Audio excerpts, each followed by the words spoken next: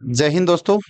एक बार फिर से आलम सर इंग्लिश ट्यूटोरियल पे आपका हार्दिक अभिनंदन स्वागत। दोस्तों आपको बता दूं कि हम लोग पिछली क्लास में आर्टिकल 1 की क्लास पढ़े हैं और आज हम लोग आर्टिकल 2 दूसरा क्लास यहाँ पे ले रहे हैं। आप चैनल पे नए हैं तो आप लोग आलम सर इंग्लिश ट्यूटोरियल को सब्सक्राइब करें, शेयर करें और ज्यादा से ज्यादा लोगों को पहुंचाएं। ठीक है, आर्टिकल की अगर हम बात करें तो यहाँ पे जो रिलेटिव प्रोनाउन होते हैं आपके पिछली क्लास में जहां पढ़ा है उससे आगे करवा रहा हूं। रिलेटिव प्रोनाउन जो होते हैं जिसको अपन संबंधवाचक सर्वनाम बोलते हैं, इसके अंदर आपका हु भी आता है, आपका विच भी आता है और आपका दैट भी आता है। ये आपके रिलेटिव प्रोनाउन होते हैं। और याद रखना, रिलेटिव प्रोनाउन के अंदर से पहले कोई एंटीसीडेंट आएगा। एंटीसीडेंट का मतलब होता है दोस्तों पूर्वगामी, जो उसके ठीक पहले आता है। ठीक है ना? तो उस एंटीसीडेंट कौन होगा? कोई ना कोई संज्ञा होती है। ठीक है ना? तो यहां पे इसके पहले आपको आर्टिकल लगा देना है और आपको आर्टिकल द का यूज कर लेना है। देखो, हु का मतलब, विच का मतलब, दैट का मतलब यहां पे होता है जो। ठीक है ना? The man who is sitting there, जो आदमी वहां बैठा हुआ है, इज माई नेबर, वो मेरा पड़ोसी है। तो हु व्यक्तियों के लिए करते हैं, विच वस्तुओं के लिए करते हैं और दैट सभी के लिए किया जा सकता है। तो यहाँ पे आप देखो, हु से पहले क्या लिखा हुआ है? मैन लिखा हुआ है ना, तो इसका मतलब मैन के पहले आपका आर्टिकल आ जाएगा और आपका आर्टिकल द आ जाएगा। नियम जो भी है वो आप लोग करते रहे, ध्यान से समझना है एक बात को। ठीक है ना?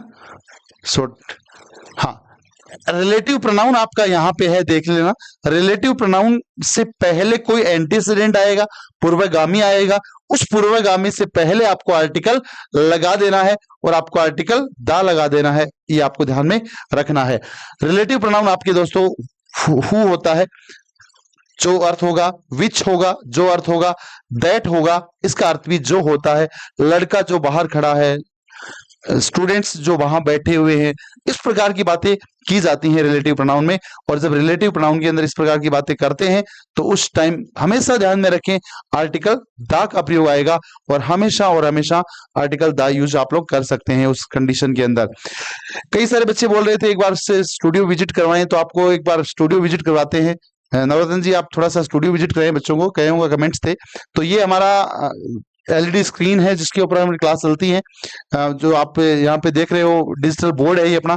यहाँ पे हमारे पास से लैपटॉप रहता है, उसके बाद में यहाँ पे कैमरा वगैरह है और ये पूरा 3D 360 वाला कैमरा है, पूरा डिजिटल स्टूडियो है। यहाँ पे इस तरफ ऊपर ऊपर की ओर करें सर कैमरा आपका, इस वाले कैमरा को ऊपर की ओर करेंगे आप एक बार। ये हमारा देख लीजिए आप 360। आप बिल्कुल यहाँ पे इस प्रकार के प्लेटफॉर्म पे हम लोग आपको मेहनत करवा रहे हैं। तो ये हमारा क्लासरूम है, मतलब इसमें मैं अकेला ही होता हूँ जब क्लास में, और मेरे एक साथी है वो नवरत्न जी, ये रहते हैं। ठीक है ना? बाकी टाइम अब आप सोच के देखो, एक एक घंटे भर की क्लासेस अपलोड करते हैं तो हमें मतलब कभी कभी तो ऐसा बोरियत भी फीलिंग आती होगी ना, तो हमें थोड़ा बहुत हौसला बढ़ाते रहा करो। ऊपर ये प्रॉपर यहाँ पे लाइटिंग है, प्रॉपर एसी की व्यवस्था है पूरी। तो इस प्रकार का हमारा ये स्टूडियो है, इसके माध्यम से हम लोग आपको क्लासेस देते रहते हैं। ठीक है? तो ये हमने थोड़ा सा आज बताया, रिलेटिव प्रोनाउन के बारे में बात कर रहा हूँ। और दोस्तों बता दूं कि अभी काफी सारी वैकेंसी आ रही है, फर्स्ट ग्रेड की, सेकंड ग्रेड की, रीट की। ठीक है ना? तो आप बिल्कुल तैयार हो जाइए। इंग्लिश का पूरा 100% पोर्शन मैं आपको करवाने वाला हूं और बढ़िया तरीके से, शानदार और जानदार तरीके से आपको पूरा सिलेबस यहाँ पे करवाया जाएगा। दूसरी स्क्रीन पे एक और नियम समझा रहा हूं।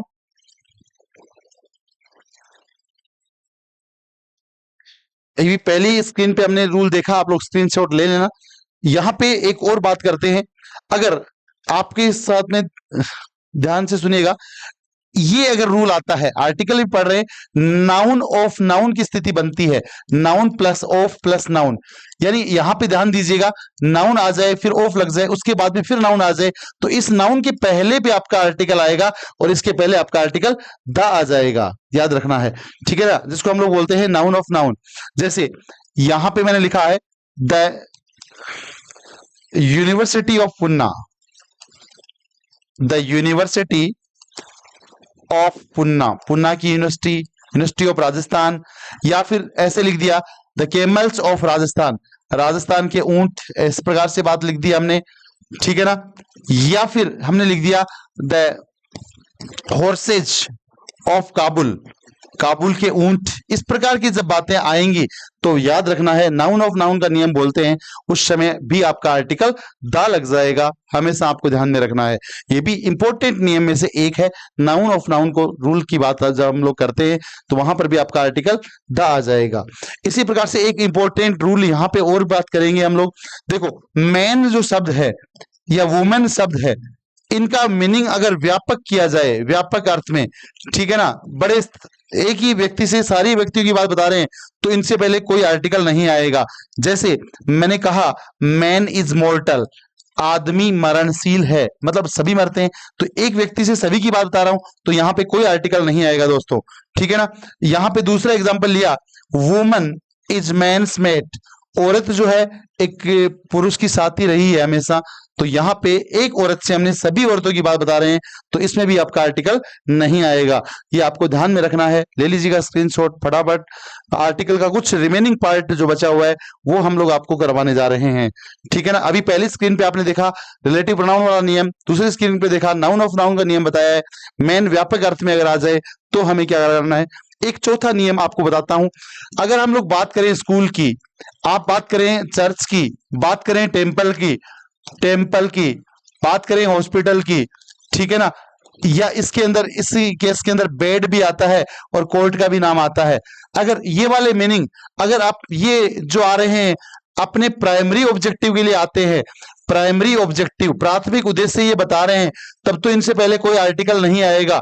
अगर इनका ऑब्जेक्टिव, ऑब्जेक्टिव का मतलब उद्देश्य, प्राइमरी ना होकर सेकेंडरी ऑब्जेक्टिव अगर आ रहा है तो ध्यान दीजिएगा उनसे पहले आर्टिकल आपका दा लग जाएगा, तो ऑब्जेक्टिव को ध्यान रखना पड़ेगा।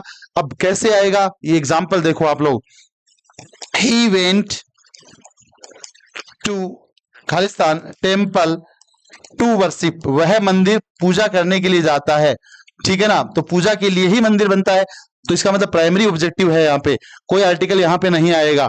अब यहाँ पे देखो, he went to Khalistan temple to meet him daily, वह मंदिर उससे रोज मिलने के लिए जाता है, तो मंदिर वह मिलने जाता है, मंदिर कोई मिलने का स्थान नहीं है, हम उससे मिलने के लिए जाता है, तो यहाँ पे आर्टिकल कुछ भी सॉरी, यहाँ पे इस सेकेंडरी ऑब्जेक्टिव की बात जब कर रहे हैं तो आर्टिकल दा आ जाएगा, और यहाँ पे मैं आर्टिकल दा का प्रयोग कर लूंगा दोस्तों। ये भी इंपॉर्टेंट नियम में से एक है। जैसे यहाँ पे देखो, MP member of parliament went to Khalistan hospital to inaugurate उद्घाटन करना ए वार्ड, एक वार्ड का उद्घाटन करने के लिए MP साहब गए हॉस्पिटल में, तो हॉस्पिटल तो पता ही आप लोगों को, उनका जो उद्देश्य होता है वो तो मतलब पेशेंट की जांच करना है वहां पे, तो यहाँ पर भी कोई आर्टिकल आना चाहिए यहाँ पे, लेकिन यहाँ पे ऑब्जेक्टिव प्राइमरी ना होकर सेकेंडरी आ गया है, तो इस कारण से यहाँ पे आर्टिकल दा आ जाएगा।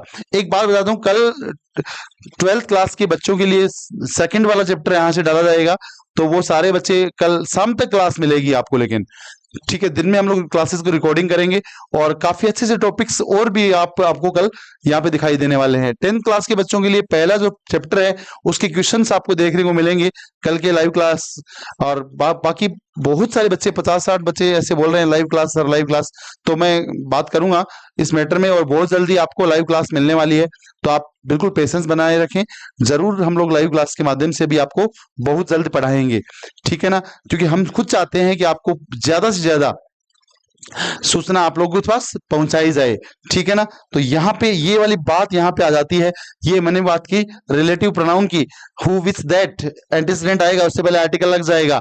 यहाँ पे नाउन ऑफ नाउन का नियम है, द आर्टिकल लग जाएगा। मैन वुमेन व्यापक अर्थ में करेंगे तो मैन वुमेन से पहले कोई आर्टिकल नहीं आएगा, और यहाँ पे स्कूल चर्च टेम्पल हॉस्पिटल ये वाली बात अगर हम लोग कर रहे हैं, प्राइमरी ऑब्जेक्टिव की बात है, प्राथमिक उद्देश्य की बात हो रही है, तो आर्टिकल नहीं आएगा। प्राथमिक उद्देश्य ना होकर सेकेंडरी ऑब्जेक्टिव की बात अगर हो रही है तो आपका आर्टिकल आ जाएगा, और आर्टिकल उस समय आपका द आ जाएगा, ये आपको ध्यान में रखनी है, ठीक है। इसके अलावा हमने बहुत सारे, अब आगे वाली क्लास में मैं आर्टिकल के ऊपर एक्सरसाइज भी करवाऊंगा आप लोगों के लिए, तो आप लोग क्लासेस में बने रहें और बराबर क्लास आप लोग देखते रहें। ठीक है ना, जितना आप लोग यहाँ पढ़ेंगे समझेंगे उतना ही तुम्हारे लिए बेहतरीन है। ठीक है, तो एक छोटी सी कविता मैं आप लोगों को सुना रहा हूँ। कई बच्चों, एक मैंने आज क्लास में भी बच्चों के साथ में शेयर किया था, और वो कविता हमारी डोगरी को लेकर है, दहेज को लेकर है, और मैंने खुद बनाई है इस कविता को। कमेंट बॉक्स के माध्यम से आप लोग बताना कि वो आपको कैसा लगा। ठीक है ना, तो ज्यादा से ज्यादा कुछ ना कुछ नया सोचते रहना, करते रहना, जिंदगी का पार्ट होना चाहिए। देखो, आजकल के जमाने में आप लोग सभी जानते हो कि दहेज को लेकर बहुत कुछ चर्चा में रहता है। ठीक है ना, तो दहेज के बारे में जो कविता है वो यहाँ पे, मेरी कविता को बहुत ध्यान से सुनेगा। देखो, एक करोड़पति घर का लड़का होता है, वो एक लड़की देखने जाता है। आंखों से अंधा, कानों से बहरा, वो भी करोड़पति घर का। देखने गया लड़की, लड़की वालों ने उसे प्यार से बैठाया, नाश्ते में मंगवाया काजू बादाम और पिस्ता। वो सोचे बेचारे, अच्छा नाश्ता करवाएंगे, शायद इसी से जुड़ जाए रिश्ता। नाश्ते में मंगवाया काजू बादाम और पिस्ता, शायद इसी से जुड़ जाए रिश्ता। कुछ समय बाद में लड़की आती है। लड़का बोला, हमें लड़की से मिलवाइए, हमें उन्हीं के साथ में जीना है या मरना है, उसी के साथ में जीवन यापन करना है। लड़की आती है, लड़का के कमेंट्स आते हैं कि तू कोयल है या मैना, तू कोयल है या मैना, तू कितनी पढ़ी लिखी है, इससे मुझे क्या लेना। तू तो दहेज में एक फ्रिज, एक टीवी, एक गाड़ी दे देना। लड़की के कमेंट्स थे। लड़की बोली, मेरे बाप के पास साड़ी के पैसे नहीं हैं, मेरे बाप के पास साड़ी के पैसे नहीं हैं, गाड़ी के पैसे कहां से लाएगा। जिस गाड़ी वाले को तुम्हारे लिए किराए पे भेजा, उसका कर्ज कौन चुकाएगा। हे जालिम, ऐसा ना कर, तुझे पाप होगा, तू भी किसी दिन किसी लड़की का बाप होगा। धन्यवाद दोस्तों, एक छोटी सी कविता आपके साथ में शेयर की है, उम्मीद करूंगा ठीक लगी होगी। आप सारे कमेंट बॉक्स के माध्यम से जरूर इसके बारे में बताएंगे। थैंक यू, जय हिंद, जय भारत।